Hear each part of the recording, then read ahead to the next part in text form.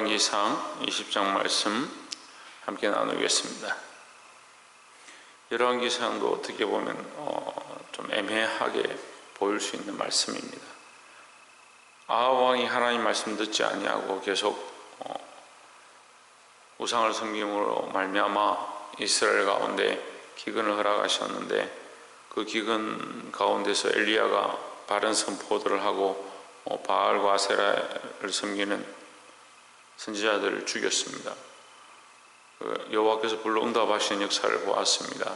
그것을 보고도 이 아합이 회개치 아니하고 오히려 엘리야를 죽이려 하는 그런 장면들이 나왔습니다. 그러면 20장에 와서도 하나님께서 아합에 대해서 경고하시고 더 그들을 치시든지 그렇게 하여야 하는데, 20장에 보면 이 아람 왕 베나닷이 등장합니다.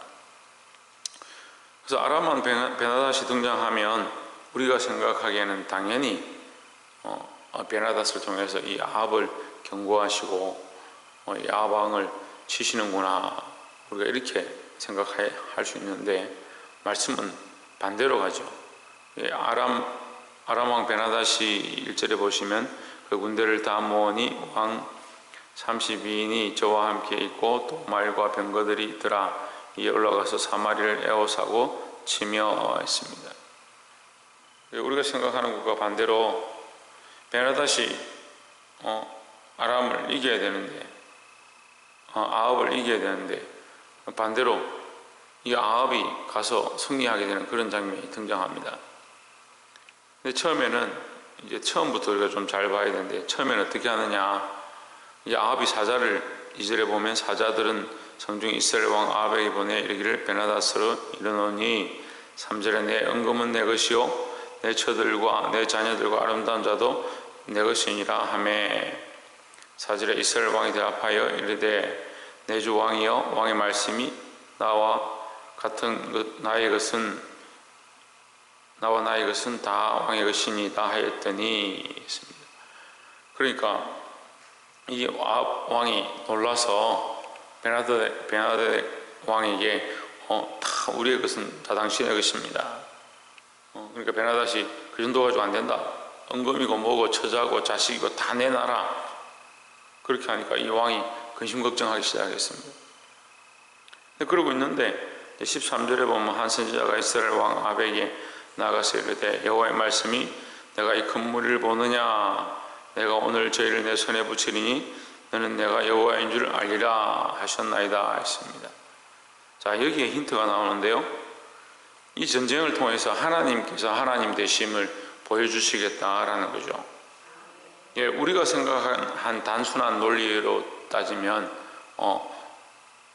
아합이 하나님 배반하고 우상을 섬겼으니까 아합을 치는 것이 당연한데, 하나님 뭘 하시느냐, 하나님의 하나님 되심을 여전히 보여주시겠다라는 거죠.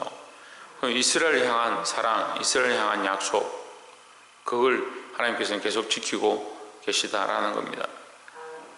그래서 엘리야를 이스라엘에 보내신 것도 결국은 하나님의 사랑이고, 불로 응답하신 것도 그 이스라엘을 다시 구원하시고자 하는 하나님의 사랑이고, 기근을 주신 것도 결국은 이스라엘이 회개하고 돌아오기를 원하시는 하나님의 사랑이라는 겁니다.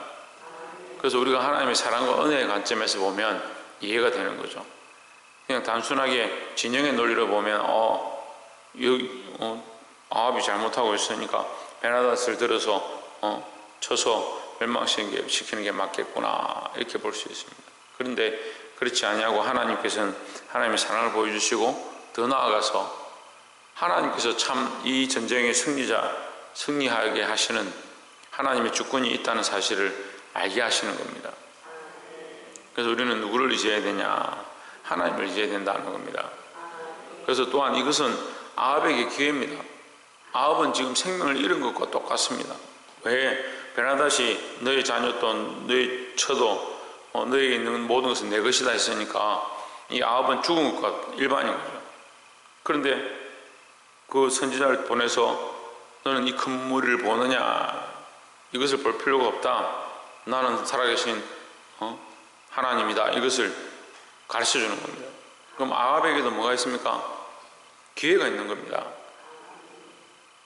14절에 아합이 이르되 누구로 하시리까 대답하되 여호와의 말씀이 각도의 방백에 소년들로 하리라 하셨나이다. 아합이 이르되 누가 싸움을 시작하리까 대답하되 왕이니이다 했습니다.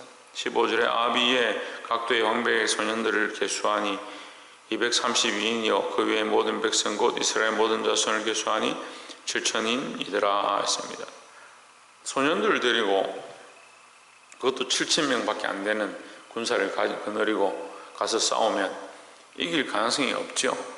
근데 아합이 이게 순종하는 것도 있고 그 숫자를 데리고 가서 싸우는데 하나님께서 승리케 하십니다. 누가 승리케 하신다고요? 네, 하나님께서 승리케 하신다고요. 때로는 세상의 방법과 이론과 하나님의 방법이 다른 겁니다. 우리가 인간적인 방법으로 세상을 이기려고 하지 말고 믿음으로 이겨야 한다라는 거죠. 두 번째 나눌 말씀은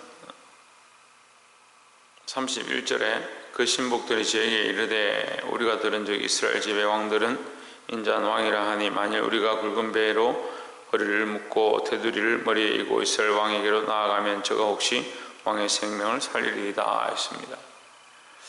이 전쟁이 처음 싸움을 해서 이들이 굉장히 많이 패합니다. 패하고 이 베나닷 아람 족속들이 패하죠. 패했는데 아람에 사는 사람들이 뭐라고 하냐면 저들의 신은 산의 신이고 그래서 이스라엘은 산에서 잘 싸우고 평지에서 못 싸울 겁니다. 그래서 우리가 다시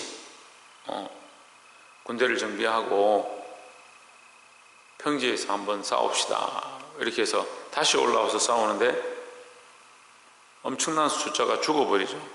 지고 또 성으로 도망했는데 그 성이 무너지면서 안에서 2만 명이 넘는 사람들이 또 죽어버립니다. 순식간에 수만 명을 잃어버리죠. 그래서 이 베나닷이 정신을 차리고 어떻게 해야 될까 하는데 옆에 있는 신복들이 지금 하는 말이 우리가 이미 전쟁은 졌고 방법이 하나 있습니다. 그 아합에게 그 이스라엘 왕들은 참 자비가 많으니까 굵은 배를 입고 머리에 테두리를 쥐고 쓰고 이게 상을 당한 것처럼 하라는 거죠. 그 슬픈 자처럼 해서 가서 왕의 생명을 구걸하십시오. 좀 살려주십시오. 이렇게 말해라. 그러면 당연히 왕이 살려줄 것이다. 그렇게 했습니다. 33절에 그 사람들이 징조를 여기고 그 말을 얼른받아 대답하여 이르되 베나닷은 왕의 형제니이다. 근데 이렇게 그런 말을 하는 이 베나닷의 소식을 듣고 이스라엘 왕 아합이 뭐라고 하느냐? 당신은 베나닷은 나의 형제입니다. 이렇게 말을 하는 거예요. 자, 지금 이 전쟁은 아합이 자기가 죽었다가 살아날 정도로 거의 죽었다라고 생각하고 나는 끝났다 포기하고 있는 그 인생 가운데 하나님께서 찾아오셔서 말씀으로 허락하시고 그에게 승리를 주시고 새로운 생명을 보장하신 것과 똑같은 일이죠. 그러면 이제 살고 있는 것은 누구의 은혜로 사느냐? 하나님 은혜로 사는 거죠.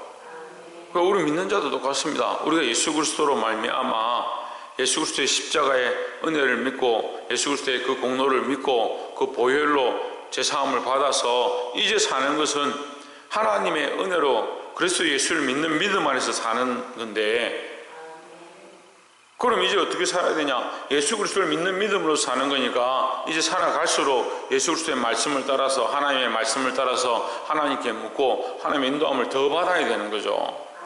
이미 이제 이게 뭡니까? 기회죠. 기회를 얻었죠. 새로운 생명을 얻었고 이제 새로운 출발을 했습니다. 뉴 라이프를 하죠. 새로운 삶이라는 거죠. 근데 어떻게 합니까? 삶은 여전히 옛날에 살던 것과 똑같이 사는 거예요. 옛날처럼 살아가는 겁니다. 이 아합이 어떻게 합니까? 옛날 습관대로 자기가 이제 잘난 척 하는 거죠. 하나님께서 그에게 은혜를 베풀어 주시고 은혜를 받을 자격이 아합에게 있느냐? 없습니다.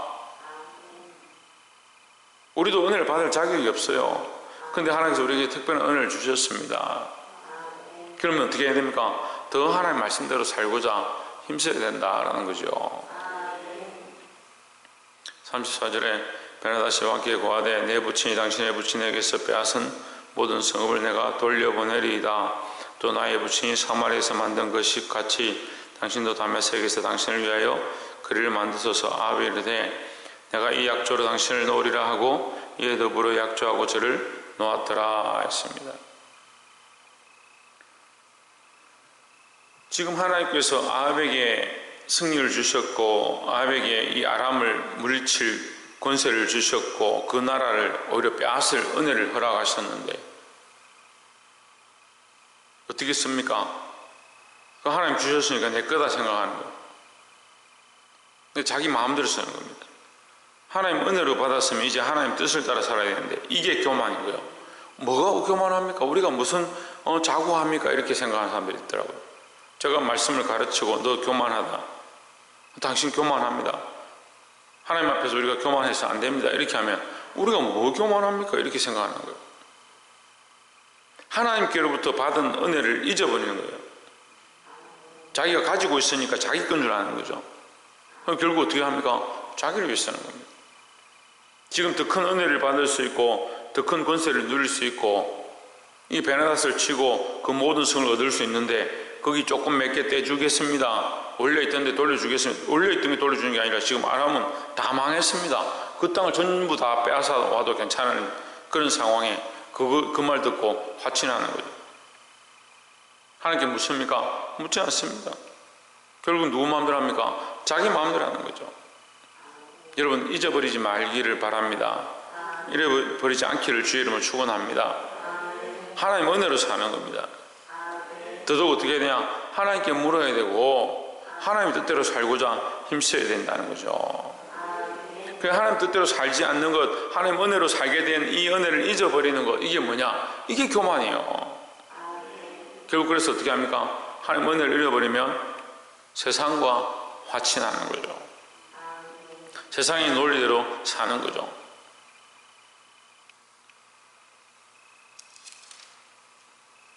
하나님의 하나님 되심을 분명히 이 전쟁에서 보여주시겠다. 이 전쟁은 너에게 속한 것이 아니고 네가 이 큰 무리를 보느냐?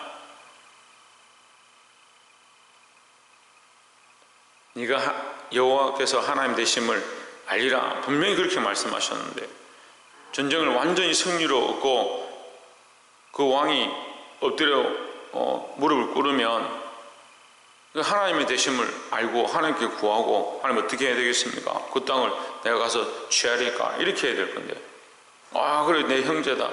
형제인데 왜 싸웠습니까?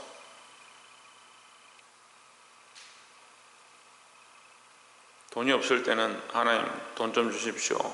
재물이 없을 때는 재물 좀 주십시오.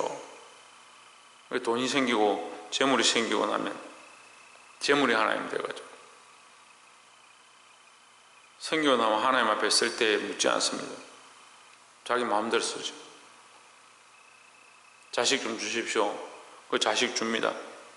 자식 주고 나면 하나님 잊어버리고 자식만 사랑하고 그게 인간의 어처구니 없는 모습인데도 우리가 성숙한 신앙을 알고 믿음을 안다라고 하면서 믿음으로 서야 된다고 하나님 안다라고 하면서도 그걸 못 보는 거죠. 재물을 여전히 보고 자기가 사랑했던 것들을 여전히 바라보는 이 어리석은 모습을 계속 반복하고 있습니다. 여러분 이 하나님의 말씀은 우리에게 반면교사가 되어 우리에게 오늘 말씀하고 있습니다.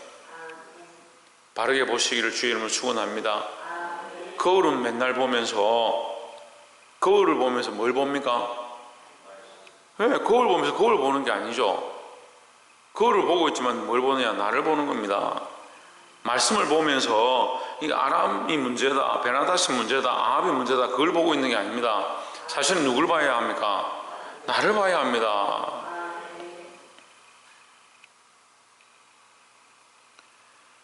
마지막 세 번째로 41절에 저가 급히 그 눈에 가려운 수건을 벗으니 이스라엘 왕이 저는 선지자 중 한 사람인 줄 알아본지라 하십니다.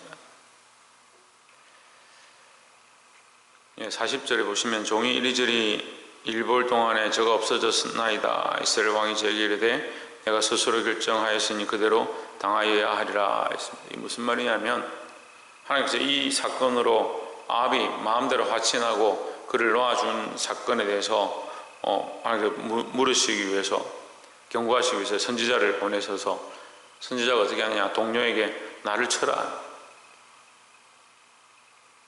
치기를 두려워한 자는 오히려 사자에게 죽었고, 두 번째 동료에게 쳐라 하니까 이게 상하도록 쳤습니다. 그래서 상한 얼굴을 수건으로 가리고 이 아합에게 나옵니다.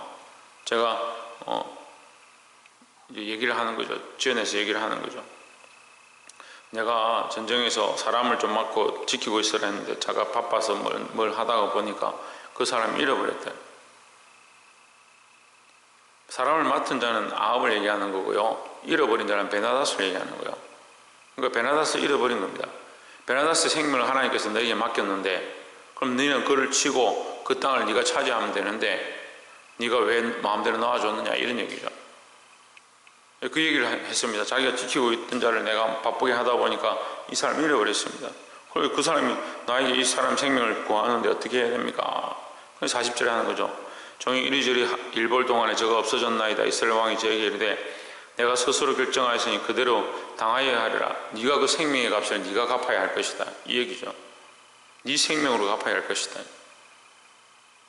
결국 여러분, 아합에게도 기회가 주어졌습니다. 은혜의 기회가 주어졌습니다. 근데 우리가 이 결론을 보면요, 이 사람은 직노를 당하기 위해서, 심판을 당하기 위해서 준비된 사람이냐? 아닙니다. 근데 하나님의 계획의 결국은 그렇게 보이죠. 하나님이 예정하신 결과대로 그는 결국 그 패역한 길로 가고 망하게 되어지고 하나님의 심판의 세적을 맞는 것으로 끝나죠. 근데 보십시오. 그럼 누가 갑니까? 자기 스스로 선택이 가는 거예요.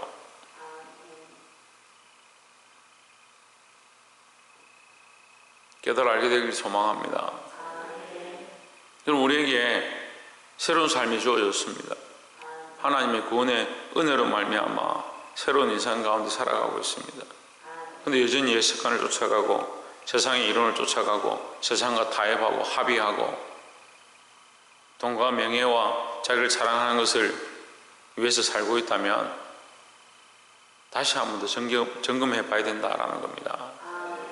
42절에 저가 왕께 이르되 여호와 말씀이 내가 멸하기로 작정한 사람을 내 손으로 놓았은즉 내 목숨은 제 목숨을 대신하고 내 백성은 제 백성을 대신하리라 하셨나이다 했습니다. 여러분, 이게 하나님의 예정의 모양인 거예요. 결국 누가 결정했느냐? 아합이 결정한 겁니다. 이 말씀을 가지고 하나님께서 부당합니다. 하나님께서 부당하게 하십니다. 할 사람이 아무도 없습니다. 결국 아합은 자기 행한 대로 행하는 것이고 그 결과로 하나님 심판을 받는 것이고, 베나다스도 그 징계를 그대로 받는 것이고, 여러분, 우리가 이 말씀을 똑바로 알고요, 하나님의 계획에 합당하게 쓰임받는 자가 되어야 합니다. 하나님 우리를 세우셔서 은혜의 일을 하시고 승리의 일을 하시고 결국 뭘 합니까? 하나님 되심을 알게 하는데 우리가 쓰임받기 원하시는 겁니다. 그래서 공부하는 자는 공부하고 일하는 자는 일하고 세상 가운데 우리가 숨어 있는 것이 아니고 드러나서 더 열심으로 세상에 살아감으로 선한 모습들 보이고 빛의 삶을 삶으로 말미암아 누구를 드러내냐? 하나님을 드러내는 거예요. 근데 인간들은 자꾸 자기가 드러나고 자기가 승리하고 잘 되면 어떻게 합니까? 자기 마음대로 합의하는 거예요. 좀 살만하면, 좀 구원받았다 생각하면 천국 갈 거다 생각하면 어떻게 하냐? 자기 마음대로 사는 거예요. 여러분, 우리가 주의하고 정신을 차리고 깨어 있어야 될 줄 믿습니다. 세상의 방법으로 돌아가지 말고 하나님 앞에 정신을 차리고 하나님의 계획을 바라보고 내 계획을 위해 사는 것이 아니고 내 플랜, 내가 원하는 방법과 방향대로 살아가는 게 아니고 하나님의 계획 앞에 내 삶을 맡겨드려서 똑같은 삶을 사는 것 같고 똑같은 계획으로 살아가는 것 같지만 결국 하나님의 영광을 드러낼 수 있는 그런 일에 쓰임받는 저와 여러분 인생이 되어지기를 주의 이름으로 축원합니다. 기도하겠습니다.